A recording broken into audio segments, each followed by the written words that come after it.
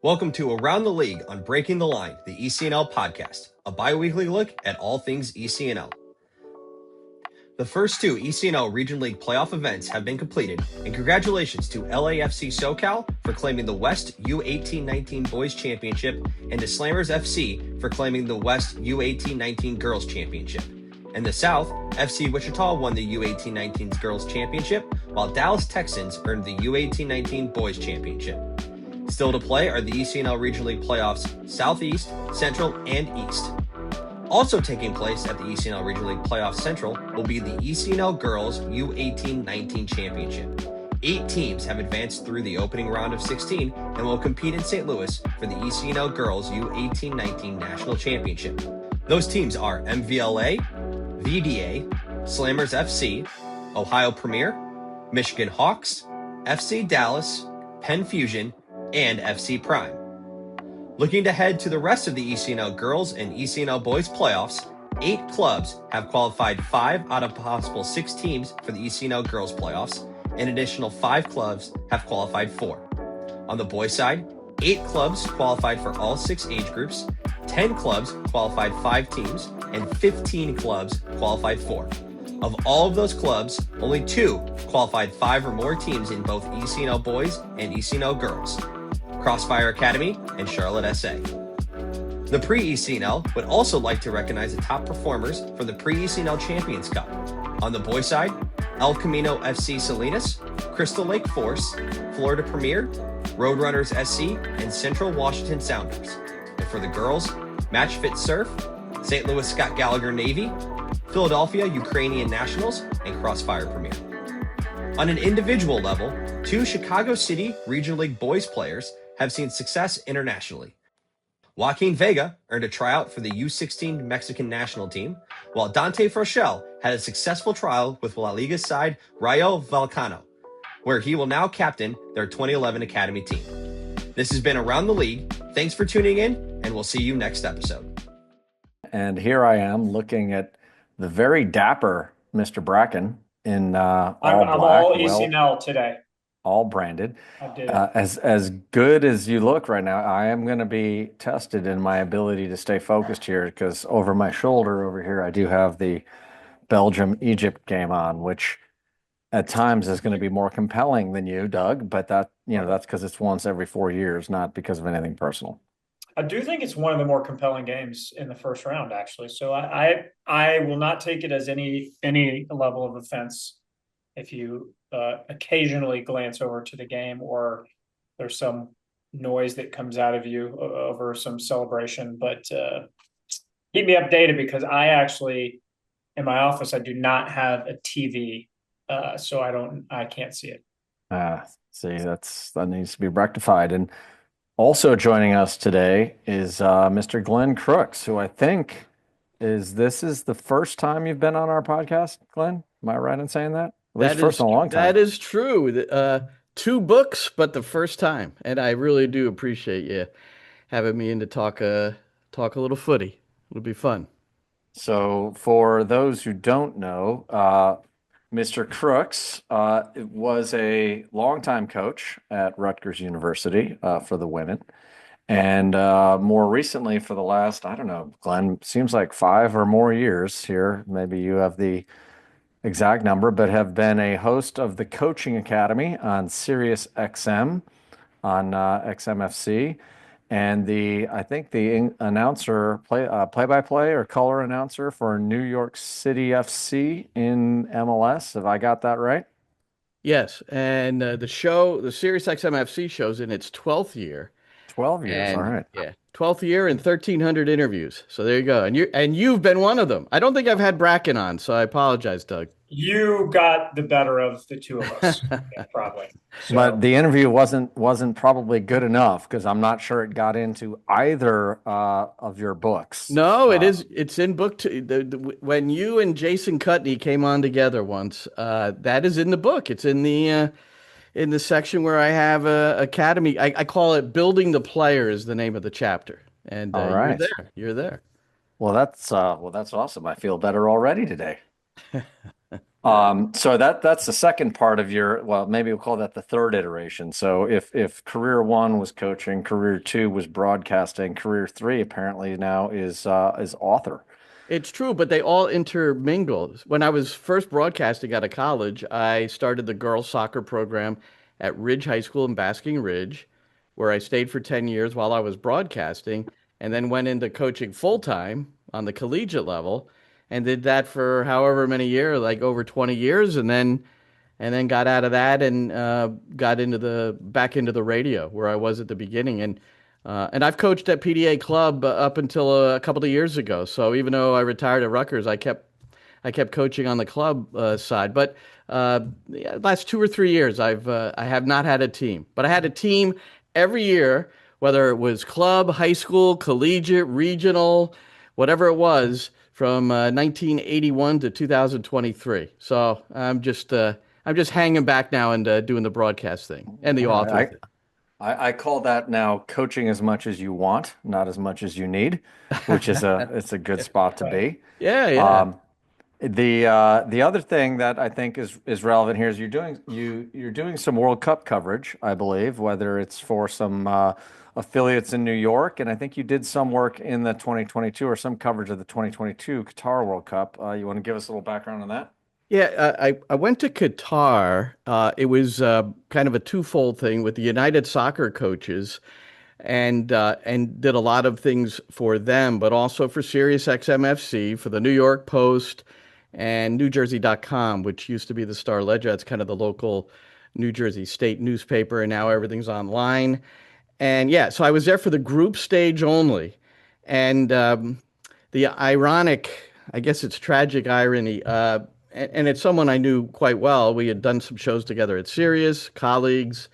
He wasn't my best friend, but we were friendly and colleagues. Grant Wall. I sat next to Grant Wall for every one of those U.S. matches in the group stage, and we had a lot to say to each other regarding the matches, and then his tragic passing after I had come home. I came home after the group stage, and went to the local viewing parties or pubs to watch the rest of the tournament. So I covered it at the group stage. And yeah, now there's a Fox 5 affiliate. I'm doing some work for them, and then SiriusXM FC covering for them as well. So just the MetLife games, which is right down the road, although it's not easy to get in or out.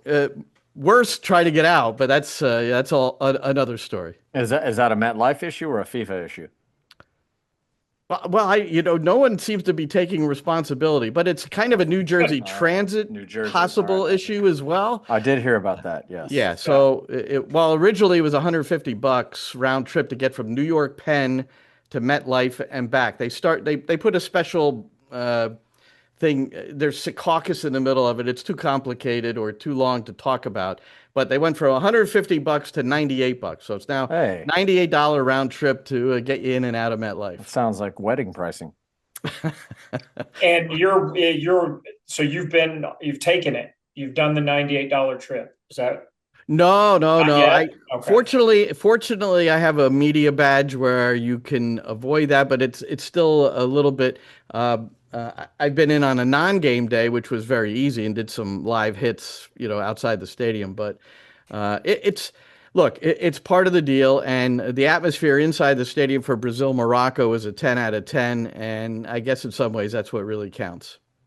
Well, I went to the U.S. opener on Friday at Los Angeles Stadium, and yes, it was also a nightmare to get in. I think it was about an hour and 20 minutes in the line to get in. Yeah. But once inside, it was an unbelievable atmosphere. I said to Doug, probably the most pro-American crowd that I've ever seen for an American national team, especially in Los Angeles. Well, it's really it's been interesting the last 3 games, the 2 warm-up games prior to that one, understanding, and I've covered it pretty closely, and I was in Atlanta when they played those friendlies in March, and listening to Pochettino, and you could tell he had been very disappointed. I think it probably took him aback. He might have been forewarned, but I think it took him a little bit by surprise how when they had opponents along the way in these friendlies, that a lot of the games, most of the supporters were from the other side, and I don't think he really understood. He couldn't he just couldn't wrap his head around that, and he was constantly pleading the Americans to get out to the games. Well, it's Charlotte and then Chicago, and now the one you were at in LA. Uh, you could hear from the players, and you didn't have to ask them, "Hey, what'd you think of the crowd?" They told you before you could even ask. I mean, So I have a video of the national anthem, and you can hear the crowd louder almost than the music itself. I mean, beyond the visual display, which was amazing, and my kids were in awe the whole time and face paint and everything. But the crowd was singing the entire national anthem, and again, to your point, you expect going to those games over history that it'd be a 50-50 fan base at best, and my guess was that was 90-10 or something what's similar to it. interesting, the opponent Paraguay. I was at the friendly in November. It was at Subaru Park down the road in Chester, Pennsylvania, and maybe it wasn't 50-50, but 60-40 U.S. Paraguay at that game. I mean, when Paraguay had scored, I mean, it was a roar. So you can, and that's part of what they had been dealing with. So I don't think you can calculate. It's immeasurable. I would think what that can do to lift a player or lift a team. I mean, it's pretty vital. If you're on home soil, man, I mean, it's nerve-wracking enough because you're carrying all that expectation. But man, if you have those behind you, fantastic. I tell you, after Paraguay scored, I think to make it 3-1, to that point, the crowd started a really, really loud USA chant. Great. And the only comparison I had to that of something where a crowd stepped in and said, you know what, let's try and impact the emotion of the game was I was at the Michigan Alabama Rose Bowl, which Doug has heard a few times, where when the tide turned on that game towards Alabama at some point, and the crowd started a big "Let's Go Blue," and it was one of those moments where you could really see the impact of a crowd No, onto an environment. no play on words intended there. The tide turned. Very nice, Christian. That was Thank you. good. Touche on Yes, that. very nice. I guess I would ask both of you, if we pivot to the soccer that happened on the field, what were your impressions? Obviously, Glenn and I probably watched it from, on TV. So we saw that vantage point, and you were there. What say you about the U.S. About their performance? I mean, several of the people I've talked to, and I think I would agree with this, would put that down as one of, if not the most dominating or best performance in a tournament that the U.S. men's national team has ever put together. I can tell you what stood out to me was number one, the rotations in the wide spaces between the backs and the wingers or the outside midfielders, and how mobile that was and how difficult it was for Paraguay to deal with that. The willingness of the wingers and the 10s to run in behind and threaten behind the Paraguay defense was constant. And then the tenacity at which they counterpressed to get the ball back. I think I was looking just now on the if you haven't seen it, the FIFA Training Center online. Yeah, I get that. Is pretty cool. That's everyone should tune into FIFA Training Center. That's a good one. Yeah, a ton of stats in there. And I think they had the one of the stats in there that I thought was really interesting was, the time to get possession back. And I'm trying to scroll through. It's a 50-page document for every single game, and it's all publicly available. It's really good. But the time that it took for them to get a ball recovery time.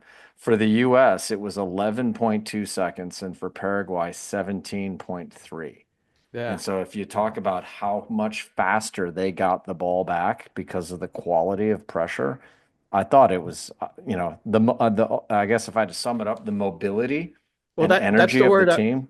Mobility was exactly the word I was going to bring up next, because I'm watching the game like Doug on TV, so being at the game where you can see the whole scope is wonderful from a coaching standpoint. But you could still see the spacing and how much Paraguay ended up chasing the game. And I'm thinking to myself, all right, let me be the Paraguay coach, and how do you solve this? And the only way you solve a team that's incredibly mobile like that is just to be very compact and organized defensively, and it's almost it's zonal marking. If you don't do zonal marking in those situations, in my opinion, then you're going to just end up chasing the game. I think there was fatigue was a factor at times, especially at certain points of the end of the first half. And I sometimes it's just too easy to say it this way, but why aren't we always that mobile? Because the exchanging of positions between Pulisic and McKennie and Balogun and Pulisic and those channels that you were talking about, the attacking midfielders running. Sometimes it was the wing backs or the wings running into those spaces. They were created by movement off the ball. So it's very interesting when sometimes you'll watch a U.S. game or any game and it's stagnant. And today, I mean, I'm not sure when this is airing, but Spain was fairly stagnant, I thought, in trying to attack against Curacao. Listen, it's hard. Cabo Verde. Yeah, it's hard to be, we're just providing our opinion and criticism. Like when you're criticizing a team like Spain, you always have to take a step back and acknowledge the quality of the players. Oh, absolutely. And plus, we're not there, so we're not there to make all the different decisions. I understand. Glenn, I would agree with you so much. I would actually contrast, and I was having this discussion, this banter in my house because my wife is a big Spain fan. It was so deliberate and so slow in critical moments. And then I compare that actually, the two teams beyond the U.S., which I thought was phenomenal, that I thought were exceptional to watch, were Germany and the way that they moved the ball and the speed at which they moved the ball. And you can dismiss the opponent level, although they worked so hard to defend. I would be hard to say that opponent comparison is much different than Cabo Verde. And then the other one was Ivory Coast. I thought the way they played, especially in the second half, and the speed of ball movement and the mobility was phenomenal. Doug, I mean, what do you say about those games? Did you see them? Yeah, great. I do want to go back and just touch on the U.S. because to Glenn's point, we're talking about the mobility. I think I was at the Portugal game in Atlanta. I did go to that game. And so the warm-up. Chose the warm-up game. Yeah. That was the last one before these last two. Those two games, even though we lost and there were some, rightly so. The pictures were there. Yeah. Yes. You started to see, that was when I first started to feel like, and it, if you've watched Pochettino's teams play, I would say, especially Tottenham, when they were at their best with him, mobility was a big part of what they did. So you could start to see his kind of imprint coming into the team. I thought you also saw it against Senegal and Germany. Like against Senegal, we could have scored more than 3 goals easily. We had lots of chances that we created. So you could start to see that. And then for it all kind of to come together in that World Cup opener was really cool. But yeah, Spain to me looked like they just didn't have a lot of solutions. And I think you take Lamine Yamal, and this is not to discredit the Spain players because obviously they're amazing, but you take Lamine Yamal out of it and Nico Williams out of it at the beginning. Those are the players that I think kind of unlock things sometimes for Spain. And maybe the players almost to a fault, Doug, right? Because the game changed when they came in. But maybe the players that were on were too similar. They're not really, obviously their movement and their passing and their possession is always, but it feels like they just are missing that player. Well, if you remember, they won in 2010, and was it 2014 they went out in the group stage, Spain? They did. Yeah. Correct. Okay. And Germany as well, I believe. Both went out in the group stage, if I remember correctly. 2014 is when Germany beat Brazil 7-1. Sorry, so it was a 7-1. So maybe it was 2018, whatever it may be. But I remember watching, maybe it was 2018.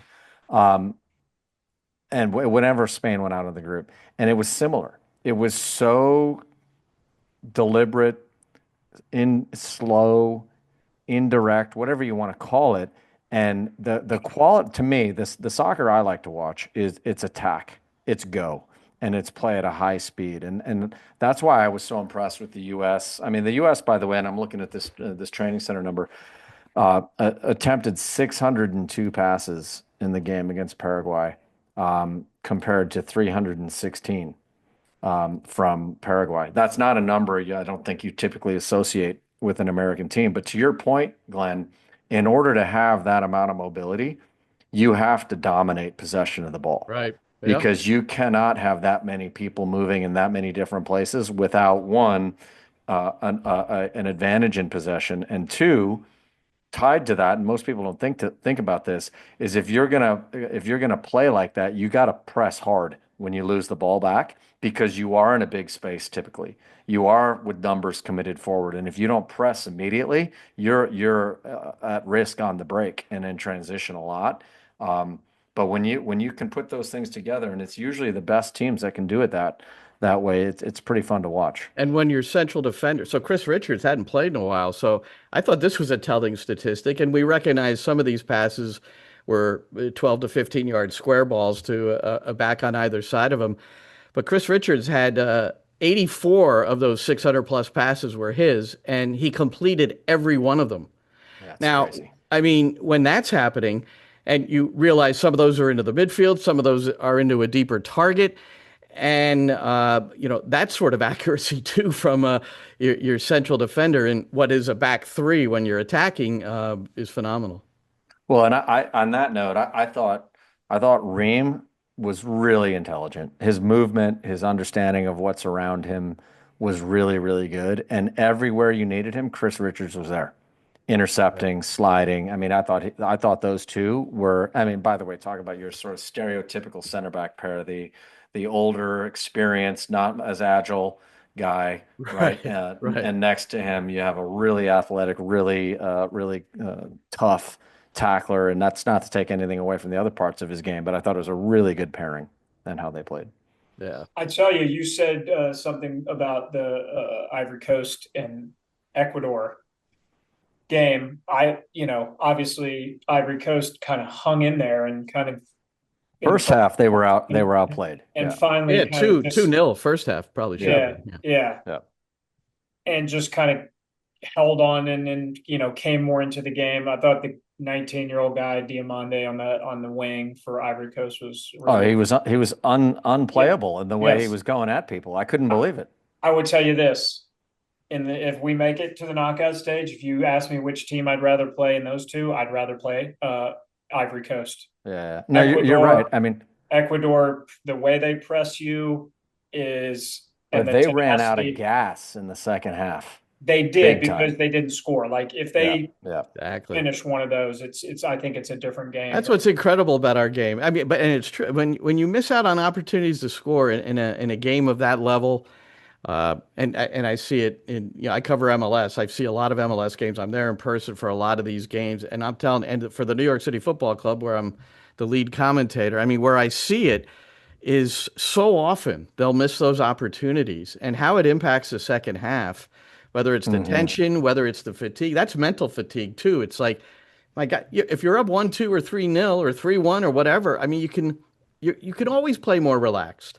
Yeah, no, that's a really good point. You talk about when you expend that amount of energy, and you talk about mobility again. It takes a lot of energy to be that mobile, and it's sort of the counter to that is people talking about in order to win, you got to be able to suffer, right? Paraguay was suffering, and if you can get out of that without conceding, like Ivory Coast did, you've absorbed a lot of energy. And by the way, talk about emotional moments. For the U.S. to score the third on literally the last kick of the first half is a gut punch.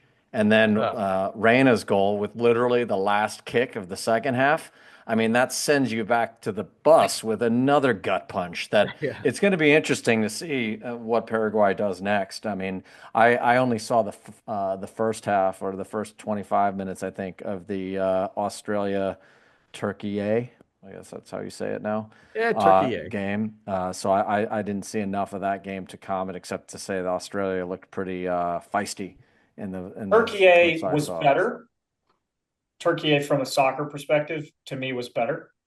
And Glenn, probably not good to say that by the captain in the build up to the pregame, huh? Yeah, the captain or the even American pundits were Mike Grella and Alexi Lalas, they said some things that were probably up on the Yeah, bulletin board, and even the former players can can yeah. give a little bit more Wind incentive. up your opponent. Yes, I'm like I watched and I'm like Australia was very feisty. The game on Friday will be completely different, and I'd be interested to hear what you guys' perspective is. Well, you talked about the unlock. So Lamine Yamal comes on. The thing I want to say about Lamine was, I thought he could have. I thought he could have gotten the ball and gone a lot more at that defender early on. They were bringing a second and sometimes third defender over, but not at the moment of his reception touch. And I was almost surprised he didn't go at it even more today in the Cabo Verde match. So that's one thing. But you talk about him unlocking. So I did a podcast. I do one with my broadcast partner, Matty Lawrence, who played over 600 games in England, former Millwall captain. This dude is sharp. And we talked about Gio Reyna and how his impact in this Australia match, he may get more of a chance to contribute. I don't think you deviate from the starting 11. I mean, those guys it went so well. I don't know how you would make a change there.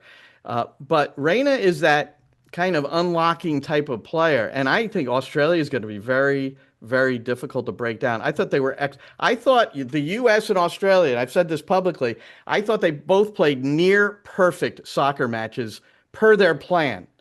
The U.S. concedes a goal on the only shot that Paraguay had. Okay. And no chance Matt Freese could save it. And Australia, that game went exactly to plan. I mean, they started a 22-year-old goalkeeper who made his third cap. I mean, Popovich, the coach, took a big step there. So I think it's a very interesting match on Friday. And I think we will find out. I mean, you'll ultimately find out somewhere along the line, but I think it's Friday. We obviously played very free flowing in the first game, and things went our way, and deservedly so. The way we played. Can we grind one out? Can we grind one out? Because it feels like Australia is going to make us grind it out. Yeah, well, to your point, I mean, the margins are so fine. You could play the Spain Cabo Verde game 10 times, and I still would say Spain's going to win that game 9 out of 10 times. Sure. But the margins, if they hit the post, same thing in the Ecuador game. They hit the post twice, right, in the first half. Yeah. Three times or total for the game. Yeah, they hit the bar 3 times. Yeah. So all it takes, and by the way, Cabo Verde was one head ball away from stealing 3 points in that game in the 80 whatever minute. So to your point, you find out about a team. Keep everybody calm in your house, Christian, because the fact is Saudi Arabia beat Argentina in the first game of the 2022 World Cup, and they were World Cup champions. So Spain. Well, you got to be able to grind out a win. You got to get some luck in the way, but you couldn't have asked for a better start than the U.S. had in terms of how the game went, to your point, Glenn, and the emotional excitement for the country. I think that makes the whole country more interested in soccer and every other game when the American team starts like that. How about the old guard? I'll point to Eric Winalda, and you talked about some of the reaction about that game. So he said the first, to him, former National League striker, U.S. National team striker, he said that the first half was the best half of soccer that the U.S. men's national team has ever played. I mean, so these are the kinds of things you're hearing, and and that's part of the old guard that every now and then they'd get a dig in because they didn't like what was going on. And well, have you seen? Speaking of that, have you seen the documentary Summer of '94 that's been floating around? I don't know if it's on Netflix. I've seen so many. I just finished up Us Against the World, and because I interviewed the director, so I was anxious to see that. And he got a hard time because he did not elaborate on the Reyna Berhalter chaos from 22, because that documentary, if you watch it, along the way, at some point you ask yourself, and that's why I brought it up in the interview, it's just like, wow, there was Gio Reyna, and that was a massive story. But the way he explained it was that he would need almost 2 episodes to give it a proper a proper item with the reaction and trust from one side, the Reinas, reaction and trust from the Berhalters, in order to bring it all together. But and anyway, I think I have seen the summer of '94. Is that where? So that's where Milutinovic is interviewed, right? He's sitting there being interviewed. And they tell the story of that, and to look at where this country was and is today, at everything in the sport is amazing to just compare those. And for those, you got to. Winalda told me a great Milutinovic story, and it was not in there. Part of it was, but the one was about Winalda scored a goal. It wasn't in the World Cup, but it was in a friendly leading up to it. It was in an international match. Bora was the coach. He scores the goal, and Bora yanks him. And Winalda's like, coming up, like, what's going on? And Bora told him, you should have used the other foot to score the goal. How about that? Oh, well, how about all those guys living together? They basically, right? They had a training camp where they just lived together. A video of those guys living in an old apartment. And it's basically like the Hunger Games, right? Because some of them aren't making it. Correct. It's like it's like the movie Miracle, where the guys are all traveling around the world and occasionally somebody gets cut. Supposedly, this is and this came from Leander Charlakin's book, which I highly recommend. It's kind of the history of the U.S. men. It dates back to 1930, tells some stories there, but it has a lot on '94 in particular. And because all this discussion about Pochettino not calling the guys, that didn't make it, like a Luna, and he said, well, Bora didn't tell anybody that they made it, that they were taking a bus ride over to what they thought was probably a promotional event. And they started counting the guys in the bus and looking around. All the Europeans were there. And they made the final count of 23. And they all said, well, I guess we made it. So it's kind of the flip side of it. But, every coach has their own way. How about you guys? So let me ask you this. So you're cutting a player from an ODP team or from your own club team or from your national team if you're the national team coach. How do you handle it? Christian will love to answer this, I'm sure. I will go first. I think transparency and honesty is the only way. And you understand, and usually the thing I say in these situations, Glenn, is I understand that you might not agree with this, but I'm the one that has to make the decision. And so I'm making it. And here's why. I think anything else, and it's probably not a very long conversation either, because they don't really want to hear it, probably. Yeah. At any level, right? So I think just honesty and transparency is the way to go, because I always wanted to. I'm not sure I handled every single one of these situations perfectly, as we would all probably say, but I kind of just, as I got older and more experienced as a coach, I wanted to walk away from those situations feeling good about the way I handled it. And that to me was the only, that was kind of the way I try to approach it. So I don't know about you, Lavers. Yeah, I cut Lavers one time. We had a little training thing going on, and I had to tap Lavers out. So, he knows how I do it. I don't remember that conversation, so it must have been fine. You know what? I think less is more in that. It's like when you're doing the most probably relatable example to that to our audience is when youth coaches are making these decisions around tryouts, and there's no amount of logic and outlined points that are going to soften the blow. I think it's with professionalism, it's with the kindness, but it's brief because nobody wants to hear the 7 reasons why. That just invites an argument. And to be honest, that the way you handle that, because we've all probably been in that spot as well on the other side, where you're the one being cut, and the what in that situation you kind of just want to move on. I think you're not going to get in an argument about it. It's like arguing with the referee; it's not changing the result anyway. You just want to move on, and you got to handle it with the same type of professionalism and kindness, and say, okay.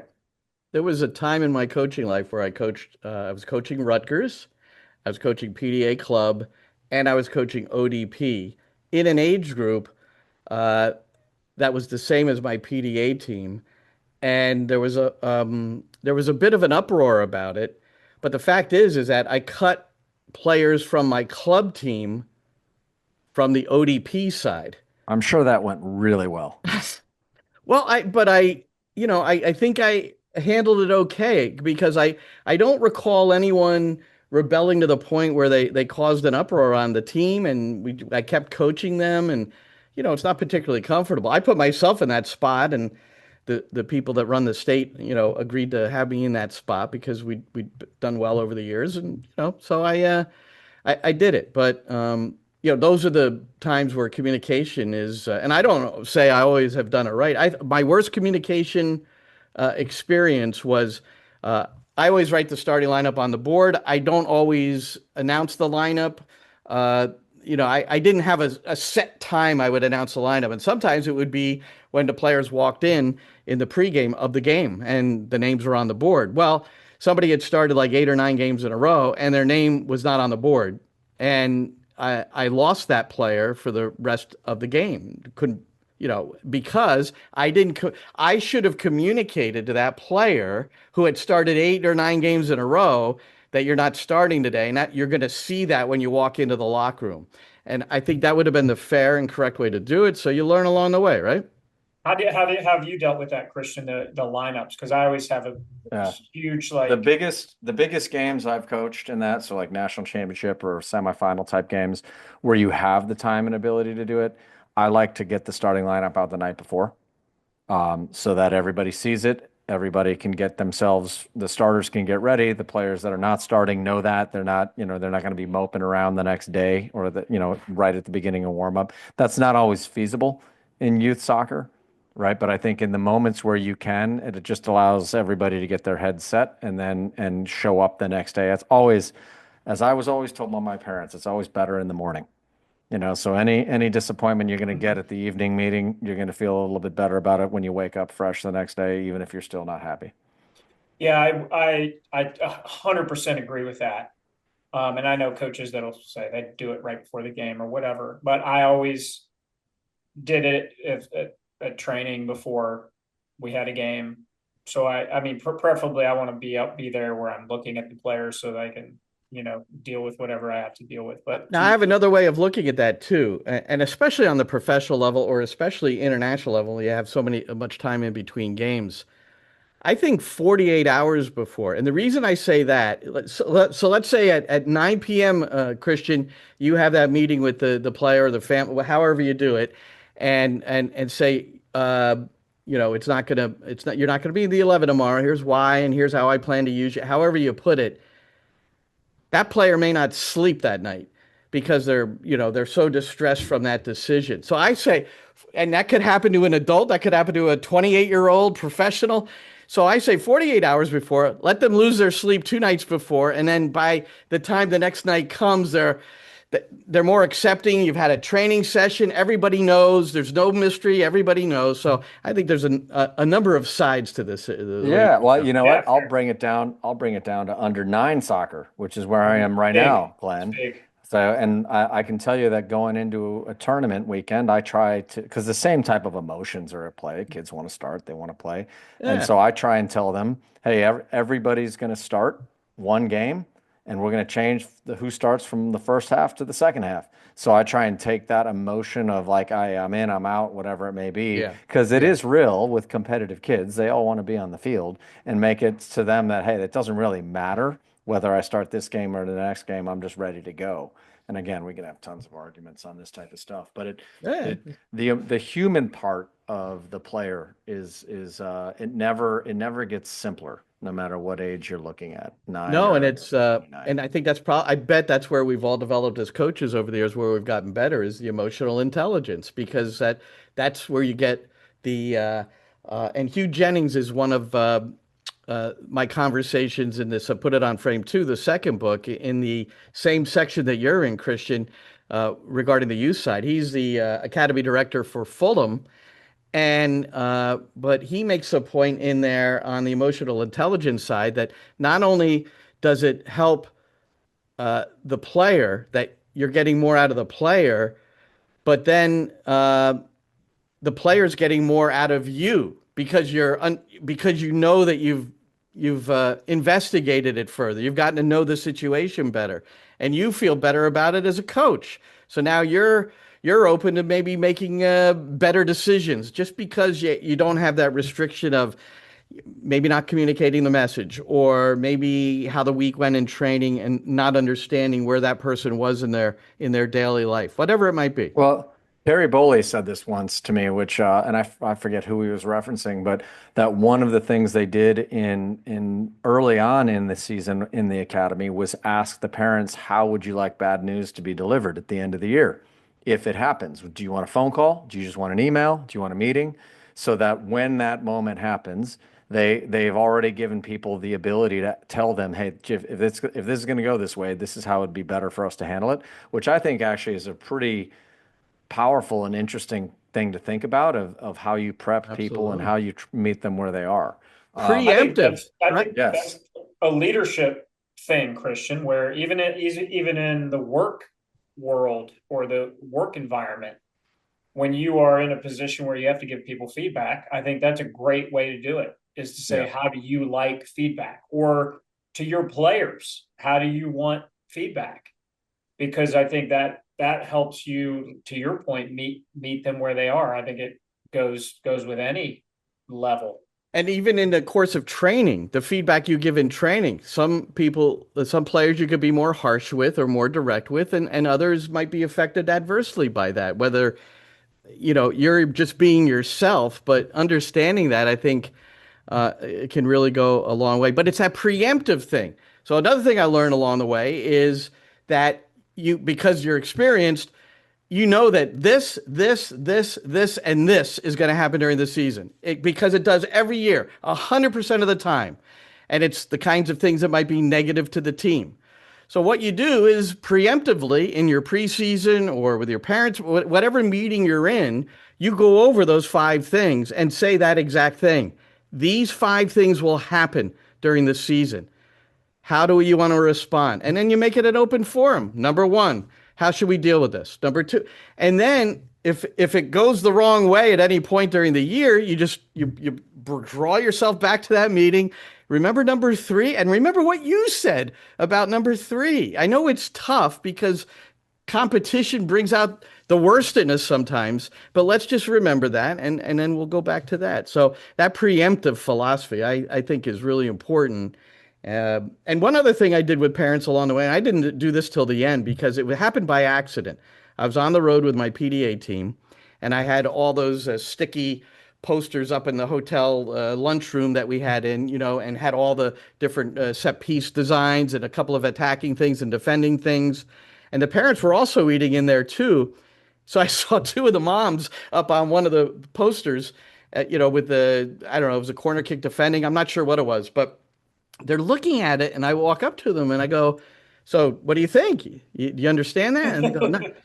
They go, well, not really. Could you explain it? So I explained it to them. And then after I did, I looked at them and I said, do you think all the parents would be appreciative if they could hear what some of these things are? And they were like, oh man, that would be great.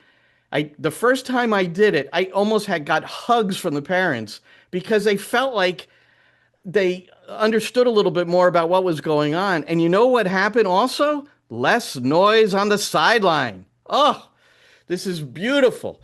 So, I wish I had done that from the time I was 22 in coaching. But, back then when I was young, it was like, keep the parents out of here, man. Get them out. But we talk about that all the time on this podcast. If you think they're not part of the process, you're delusional. They're definitely if you don't give them things to think about and ask them to think about things in a certain way, it's a lot harder to then complain about where they come up with their own thoughts that are contrary to whatever you would like. I do guarantee you, though, there was someone in that crowd, Glenn, who said, well, I think we should be doing it this way. Well, did you ever think of this? No, well, I got questions like, why are you doing it this way? Which I probably was exactly what is exactly what they were thinking when they asked why. But Yes. yeah, I'm So Glenn, you've written, and by the way, just turning my head, seeing that Egypt is up right now, 1-0. which that's going to be, speaking of some emotional conversations at halftime, or unemotional maybe, but what your books, put it on frame, Glenn, that have, I think, been compiled from your experiences and all these career phases and the discussions with the people you've met. Tell us a little bit about the books and that you've written and that are out now. I think they're both out. They're both out, and it's really. I almost think of it. Look, I didn't want to write a book or two, and I've got a third coming out too, which is going to be a little bit more leaning towards the women's side, because this second book has a special World Cup chapter interviewing people that have either played or coached in the game. And then the women's World Cup next summer, so I'll have a special chapter on that. And I have some incredible interviews with the 1991 team, with stories in there that have never been heard before. So that'll be coming out probably in January. But what it is when I say selfish, it's like I was driving around with my wife one day, and I was just lamenting that all these SiriusXM FC interviews I've done, they go into the abyss. And so many people and I've gotten a lot of compliments on the interviews, and people have learned things, and that's great. But sometimes it's tough to stick because they're driving, where they're driving somewhere. That's where a lot of people listen to the show. They're driving, and then it's available on the app, but they're driving and they hear something. It's like, oh, now it's on paper, some of this. And now I was at the convention and people are coming up and they're showing me where they, use the yellow marker, because I think there's nuggets in every conversation. It's just like there's nuggets in this conversation. If this conversation went in the book. Sometimes you learn what not to do by talking to Doug, for example. Well, for instance. Sure. Well, that could possibly be what happens in some of these conversations. Well, we've already determined that I only talk 10% of the podcast anyway. Christian speaks 90, I speak 10. Yeah, I'm not surprised, but I'm intrigued by the fact that you agreed to do a podcast with Christian. There was a draw that happened. He didn't know about short straw for Dan. I got it, and I'm like, all right, I'll take it. Take one for the team. But I said earlier, I've done over 1,300 interviews, which is ridiculous. But imagine, and it's just a wealth of information that I've received, and I try to make them conversations just like we're having now, and where people will open up. Some people I've had relationships with, others I didn't know. And I think I've gotten pretty good at this interviewing because it is an art form.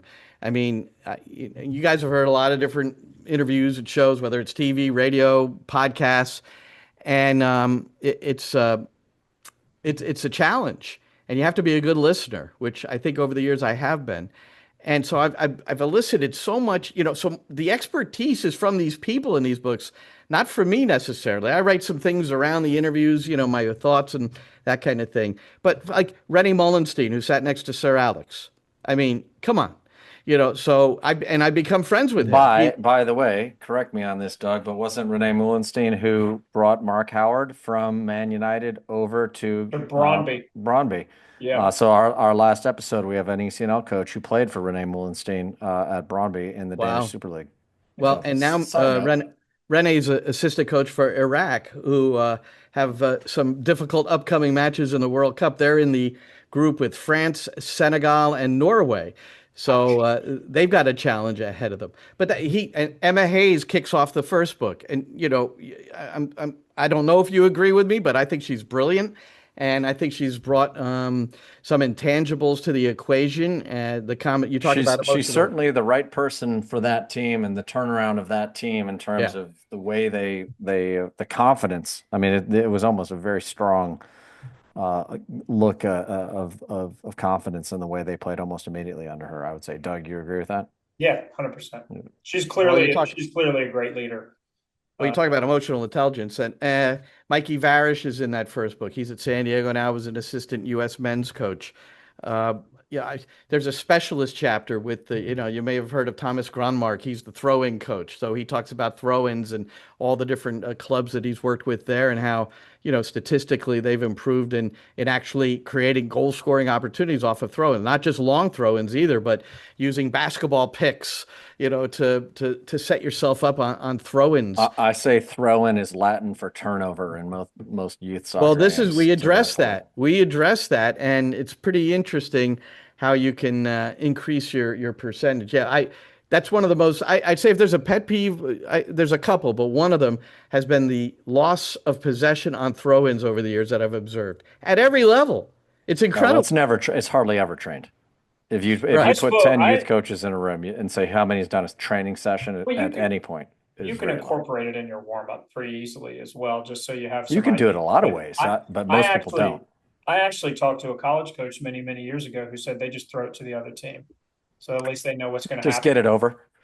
So at least so they know what's going to happen. Since it looks like that anyway, you might as well, right? Yeah. That's the famous, was it PSG semifinal where they just, where at least the social media trend was they're going to just serve it and then start the press hire. Yeah. Glenn, I've got a little more sophisticated. Glenn, you talk about all your interviews, 1,300 of them. Who was the toughest nut to crack? Oh my goodness. I'm trying to see if I can. I don't know if I have a good answer there, and I'm not saying that there wasn't a tough nut to crack somewhere along the line. And it's probably some of my earlier interviews, so I'm not going to give you a name, but what I'm going to suggest to you is that, interestingly, I've had some people on, a very small number, who didn't have much to say, and you're constantly trying to pry more out of them. So the nut to crack, I think it's because some people they haven't been exposed to talking about what they are expert in, let's say. And so I'm not looking at that as a trick question. I've been asked a lot of questions, but I haven't been asked that particular one.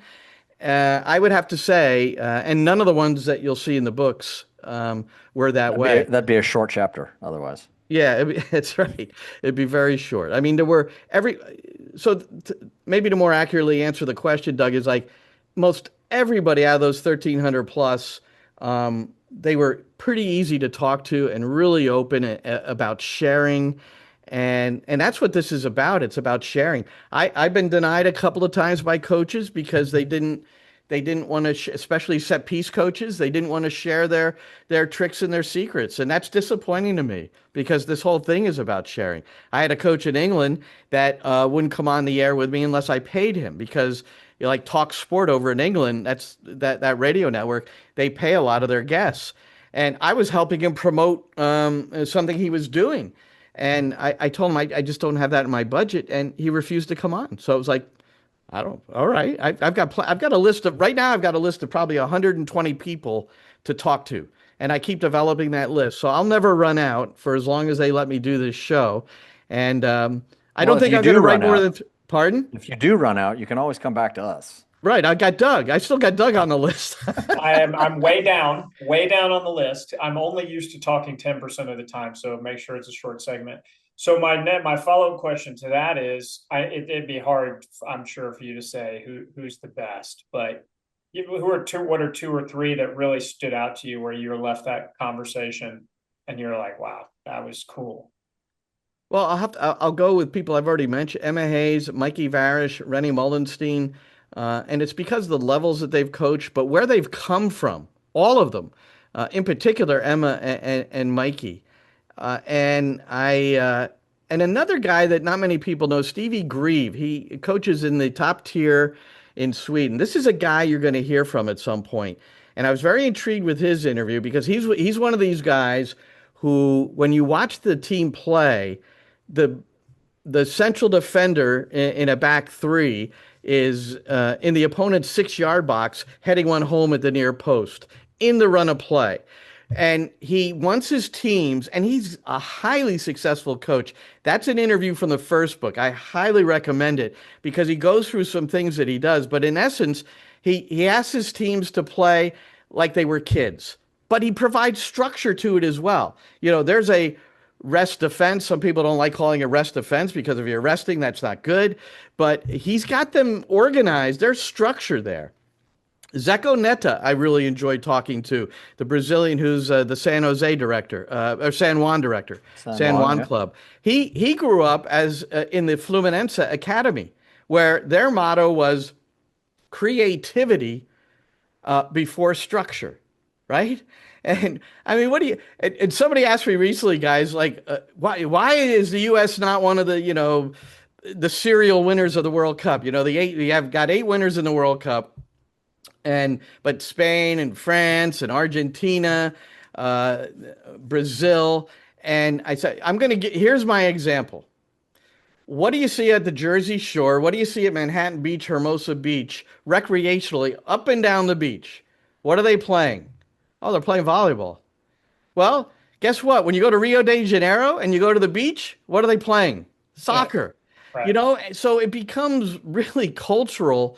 And that's the best, it's not a simple answer why we're not quite there, why we don't produce any of the top 200 players in the world right now, depending on how you rank players. You could say Pulisic, maybe. You could say McKennie. That's a great, it's the old Peter Drucker quote, I think, that culture eats strategy for breakfast. Right. And over and over and over, we've talked about that on this podcast. Yeah. There's a lot of good people and there's a lot of good things going on in the game at every level here in this country. Yeah. But the one thing you cannot fast forward is the development of culture and how people spend their free time and what they do on the beach, to your point, or what they do when they flip on the television channel. That takes generational behavior change based on more and more presence and investment in the sport, which is happening. And it actually makes me want to ask you, if you were to look into the crystal ball here 6 months and 5 years from now, what is the impact of this World Cup on culture in the U.S.? What is the impact of this World Cup on the sport here for the youth? For the youth, the impact I see is that, and I think it's our job as coaches, it's our job as directors, and on the women's side, I think it's even more of an important thing to get across is to watch more soccer, is to watch the game. And not only by watching the game, and I think what people are going to see is the passion of, and I'm so happy that the U.S. started out well, because I think some of that, the passion is what we lack, and I think passion is part of the culture. And if you take anybody that's from the States and you bring them into, Ellen Road to watch Bournemouth play, play Manchester United. Leeds, excuse me. Leeds play Manchester United, this big rivalry match. And they'll, you go like, what? Did you see what the Scottish supporters did at Fenway Park? They went to the Red Sox game and they made it into a soccer match.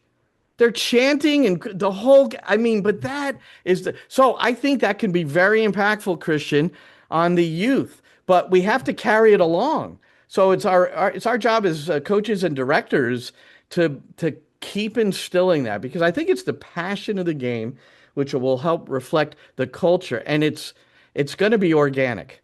And that's, and I think that's kind of what you were referring to. And the more kids that are playing soccer and they become parents and their kids play soccer and it's serious and they take them to games and they sit down and watch a Premier League on Saturday mornings and the Bundesliga and every other league that has where you can see what's going on.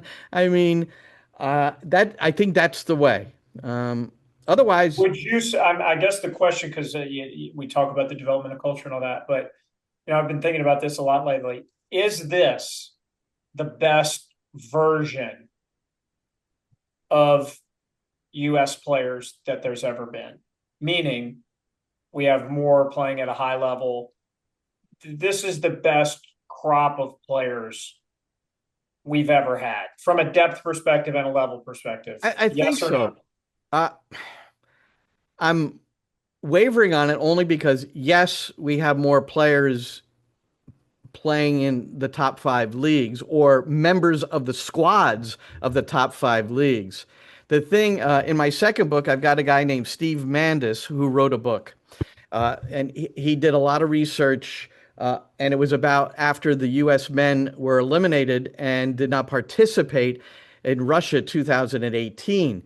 And he broke it down and he compared it to nations like France. And he broke it down into minutes played in the Champions League. Minutes played, not being on the team and training with the team, minutes played in Champions League competition. And the disparity, and again, that's many years ago now. That's what, 8 years ago now. And now we have clubs actually getting paid the fees if there are transfers out of their clubs. That became what, 2019 now clubs can get paid. So there's more incentive to put more money into the clubs and development. But the percentage of France, Spain, and the countries, again, those serial winners versus the U.S. players, it was so dramatic. Well, all I would say yes, is minutes played. Yeah, I agree with that. I think my point was, because I think it's almost a disservice to try to compare us to France or Spain, who have very mature soccer cultures that are, have been there, right? I guess my question was, is this the best place we've ever been in? If comparing only to past US. Well, so Doug, on that, right? So when we got to the quarters, there was only 32 teams in the World Cup, right? So if you got out of your group, you got one elimination game. So, on the one hand, there'll be an easy answer to that and how far this team goes. That's the best performance we've had in a World Cup, no question. Correct. So, but that's a factor, right? Yeah. But to your point, I mean, if you look, I'll go back to this documentary of summer of '94. Wijnaldum was playing in Germany. I think, was it Dooley? Thomas Dooley. Thomas Dooley was playing in Germany, I believe. Maybe Caligiuri was somewhere. Lawless. Was he in Italy at the time? He wasn't in Italy. Not until after the World Cup. Okay. I think, there might have been Harks might have been post World Cup. Yeah, I'm not sure. But anyway, we're on one hand. Okay. Now you don't need to know a lot about soccer. If you watch the roster release of these clubs, if we look at Europe as sort of the bar, which it generally is, that there's always other clubs, but generally, almost every one of our players on the roster is over there playing on a team. To your point, Glenn, if it's not a top 5 league, it's a legit league, and it's a place that we never would have had players going before. Especially if you think about the probably historical condescension of an American player, right, in Europe, which for a long time it was like, hey, well, why would we sign an American? And I think that is changing now. So to your point, the result of the team adds, fuel to the fire. But I think it'd be hard to argue that this isn't the deepest. That there have been Reyna and Donovan and John O'Brien was guys who've done it, right, and had good careers, right, but they were very much alone, or there was a small group of them. Now there's a lot of them that are having good careers in a variety of places in the globe, and it's not just one place, by the way. They're moving, right? So if they struggle in one place, somebody else sees value in Europe and they're going there. So I would say it's hard to argue that comment. Yeah, I think my point in all that is, you can't just parachute to the top of the mountain, right? I think it requires some climbing to the mountain and some time for it to mature, right? And when no one would say that we live in a mature soccer culture in the United States. Yeah. It's way different than it was in '94 when I just got out of college, and it was totally different, right? So I think there has to be some realism in it. Now, and the other factor I would say about this team, as we watch them go through, a lot of these guys, a lot of our best guys are in their prime age of their career. Like if you look at the roster, I mean, you have your Tim Ream outliers, right? But the bulk of this team are in the prime age of their career, which is their late 20s, right? Mid to late 20s. And so I think that's another factor in their success is, if you're relying on, 30 somethings to get you there, you're going to probably be disappointed. And likewise, if you're relying on, 21-year-olds to get you there, you're probably going to be disappointed. So I think that's the other factor. But I think as we look at it, it's like, man, as much as we want to be at the top and we think we should be because we're America and that's what we think, maybe we're just not quite there maturity wise, but we're getting.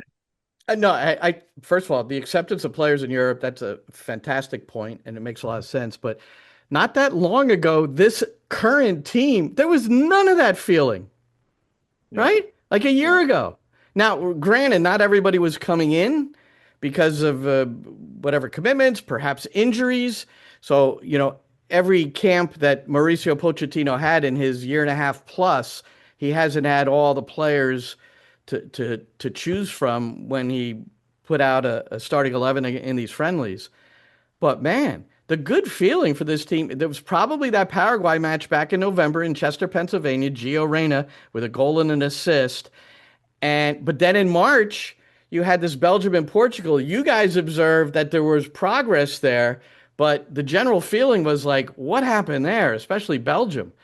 So, and these are two big nations that we haven't been able to compete with before. And then we go like, well, we still can't compete with them, Yeah, I didn't feel like that. I felt like they're clinical in front of goal and we're not, but I did feel like we performed all right. And I think there's some huge credit that goes, not being in the rooms and in the camps, you don't know, but it just seems like there's been a very intentional culture building process of what it means to be here and that it is not to be taken for granted. That there is a everyday standard is what it looks like.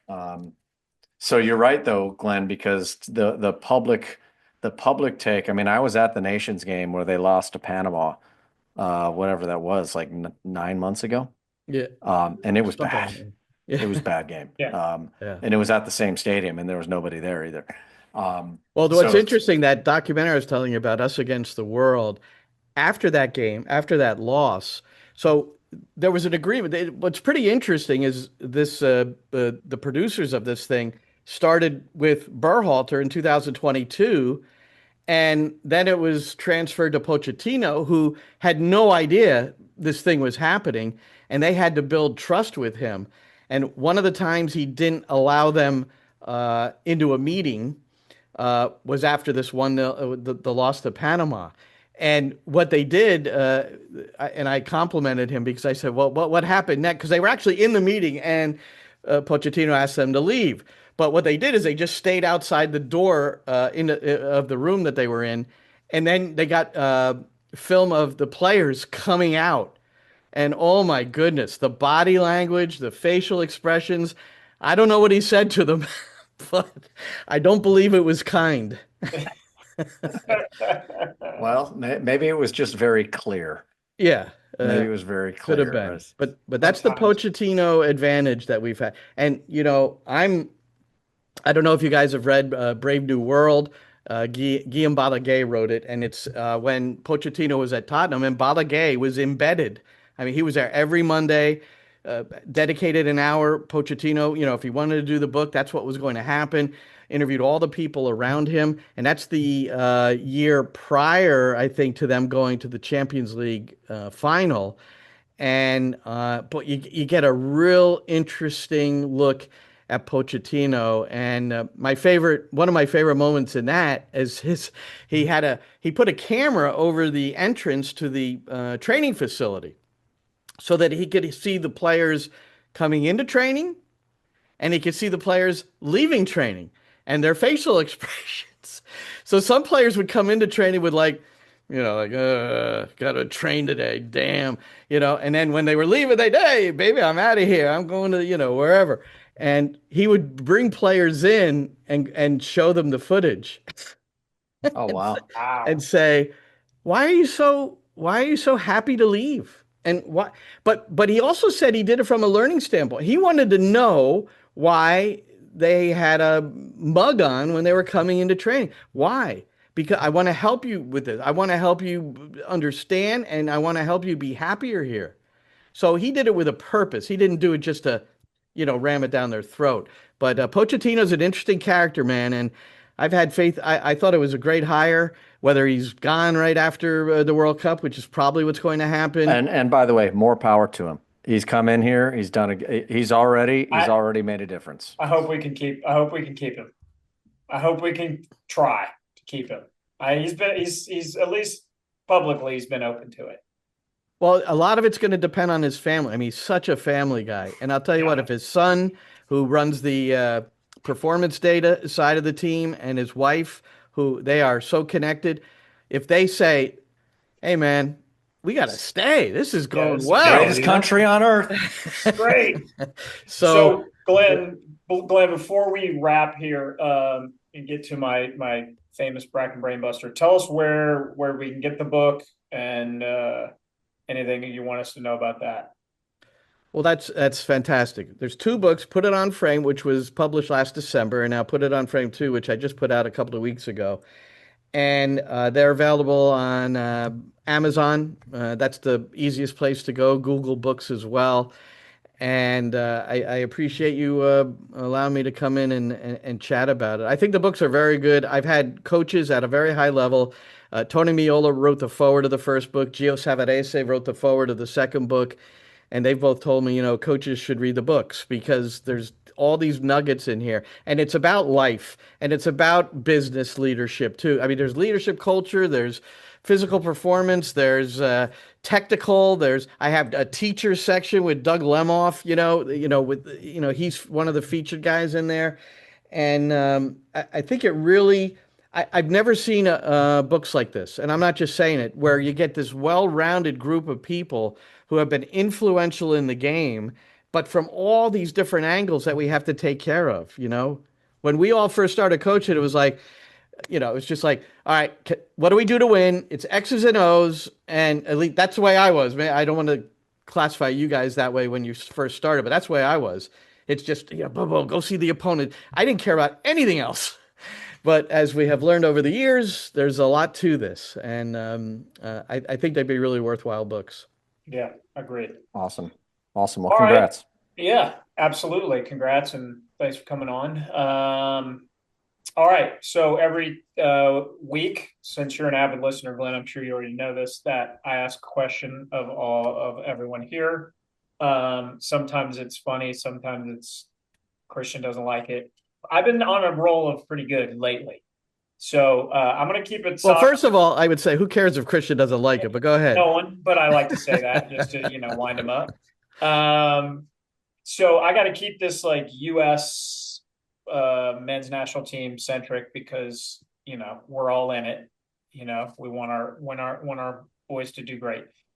And as I watched the game the other night, I was like, who is the one player who, if they became unavailable, we would be like, that one's going to hurt? Is there one guy that you can say this team really needs throughout? Okay. And Glenn, as our esteemed guest, you get to answer first. Weston McKennie. Okay. All right. Do you have a why behind that?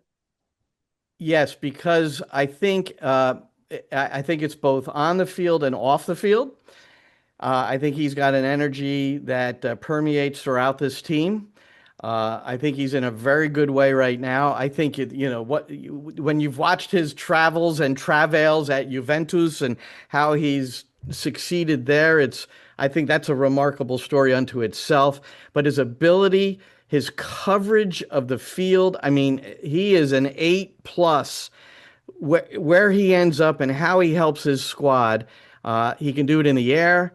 He can do it with the left peg. He can do it with the right peg. He's running into channels that maybe some others don't see.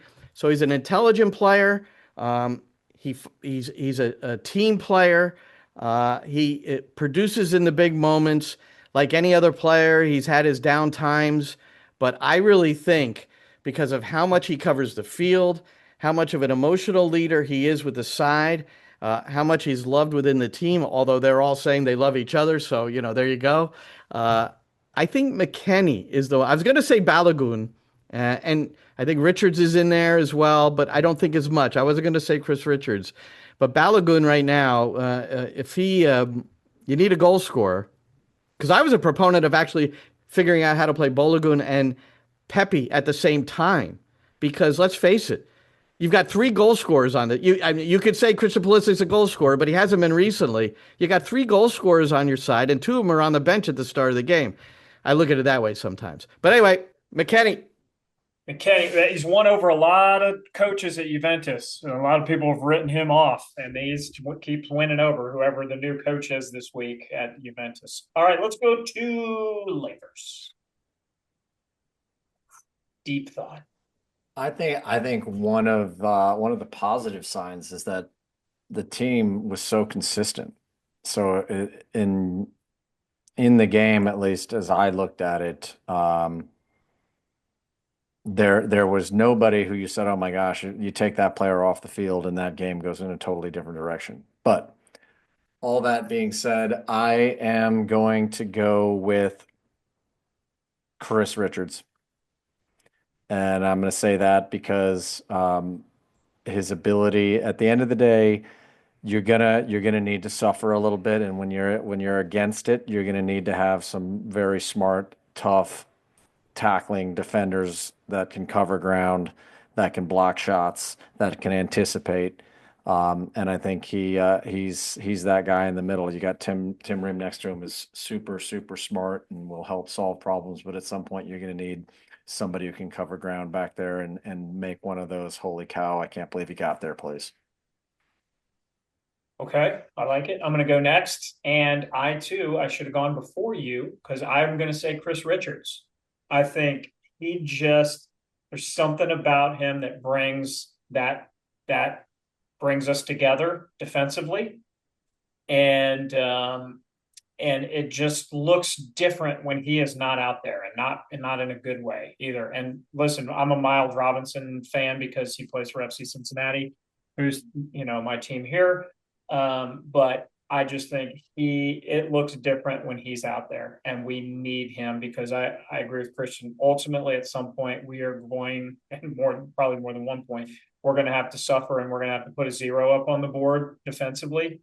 And I think he's the guy to help us do that. So I would like to support your decisions based on the fact we have an inexperienced international keeper in Matt Freese, and having somebody like that in front of him. And in terms of Miles Robinson, there's a massive difference between those two, especially right now. I don't know what's going on with Miles, but I hope he gets it back. Yeah. Same. I'm a big fan. Yeah. All right. We do have our producers who we bring on as well to answer this question. They are obviously avid soccer fans. Let's start with Ryan Bothman. Who is the most indispensable player for the U.S.? I am going to go Tyler Adams. I just think when we get into those knockout stage games against the teams that are a little bit better than us, that defensive midfield is going to be super important.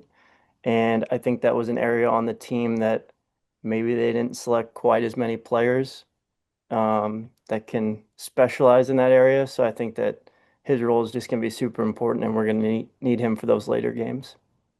Love that. That's a deep answer, Ryan. I love that. No, that's a good one. And to be clear, there are no other players on the roster that could fill that role. No, absolutely not. Yeah. All right. Last but not least, Jacob Bourne.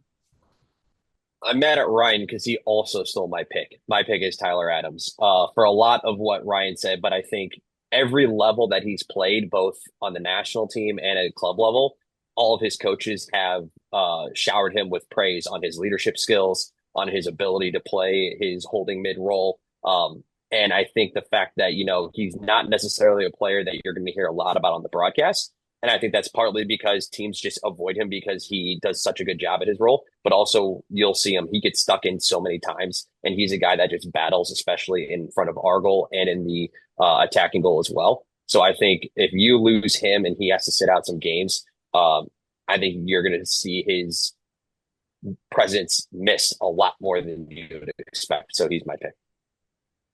Okay, good answers today. Good answers. Let's hope none of those guys get lost for any minutes that we want them out there, because we want the U.S. to win. So that's it. Glenn, great finally having you come on our podcast. Of course, you'll be subscribing and rating it 5 stars. 5 stars on Spotify or whatever. And of course, you'll be purchasing the books and rating them as well, right? Yeah. Okay. Yeah, Put it on frame. Will be in my Amazon cart shortly. I already have it. It's on my nightstand as we speak. No way. No, No way. I'm I could tell. I can tell by the smirk. I will say I did read a book and that reminded me of this. And have you ever read this book by Billy Packer called Why We Win? I have not. I have one that's interviews with coaches that have won a lot. Yeah, across all sports. Interviews coaches and asks them about winning. That's true. And it's pretty cool. So, check it out. Well, the thing about the book now, when I was starting to write these books, people are saying, people don't read books anymore. I said, thank you.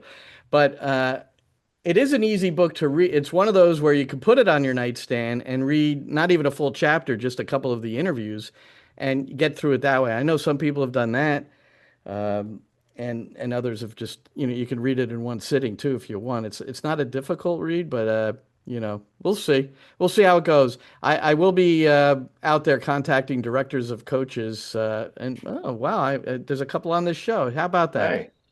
To see if your staff might be interested too. I've got a major discount for your staff, by the way. So. There we go. We'll put that on the show notes. Christian hopes very much the print is big and he can, get through it pretty easily. If that's an age comment, I will. Well, considering I'm older than you, that would be a bad. No, that's just all the books you read in law school. Your eyes are a little, it's a little difficult now. That's true. I need readers soon. That's true. But hey, thanks for being on. Thanks guys for having me. To everybody, and we'll see you all in a couple of weeks on site at the boys playoffs. Yes, we will. See you then.